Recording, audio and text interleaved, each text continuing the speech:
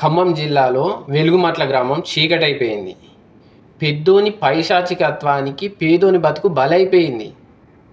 కనీస కనికరం లేకుండా మానవత్వం అన్నదే మరచిపోయి 1000 మంది పోలీసులతో, వందల బుల్డోజర్లతో అక్కడి పేదోని ఇల్లు నేలమట్టం చేసింది ప్రభుత్వం ఈరోజు. ఒక పేదోడు ఇల్లు కట్టాలనేది ఒక జీవితకాల లక్ష్యం.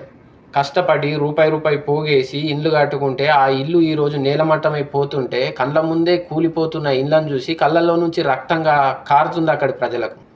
ప్రజాపాలన అని చెప్పి పేదల మీద ఇంత దౌర్జన్యాలు చేస్తుంటే ఒక్క టీవీ ఛానల్లో డిబేట్ లేదు, ఒక్క వార్తాపత్రికల్లో హెడ్లైన్ రాలేదు. అదే రేవంత్ రెడ్డి కేటీఆర్ను తిడితే, కేటీఆర్ రేవంత్ రెడ్డిని తిడితే, బండి సంజయ్ రేవంత్ రెడ్డిని తిట్టిండు. వీటి మీద గంటల కొద్ది టీవీ ఛానల్లో డిబేట్లు, వార్తాపత్రికల్లో బ్యానర్ ఐటంలు. అదే పేదోని బ్రతుకు అంధకారం అయిపోతుంటే వీటి మీద ఒక్కడు కూడా మాట్లాడు. ఎందుకంటే డబ్బు, రాజ్యం ఓవని చేతిలో ఉంటే వార్తాపత్రికలు, టీవీ ఛానళ్ళు ఆటోమేటిక్గా వాని చేతుల్లోకి పోతాయి. వాడు ఆధీనంలోకి తీసుకుంటాడు. వానికి అనుకూలమైనయే మనకు చెప్తాడు, కొట్టాలన్నాడు. ఖమ్మం జిల్లాలో వెలుగుమట్ల గ్రామం చీకటైపోయింది. పెద్దోని పైశాచికత్వానికి పేదోని బతుకు బలైపోయింది. కనీస కనికరం లేకుండా మానవత్వం అన్నదే మరచిపోయి 1000 మంది పోలీసులతో, వందల బుల్డోజర్లతో అక్కడి పేదోని ఇల్లు నేలమట్టం చేసింది ప్రభుత్వం ఈరోజు. ఒక పేదోడు ఇల్లు కట్టాలనేది ఒక జీవితకాల లక్ష్యం.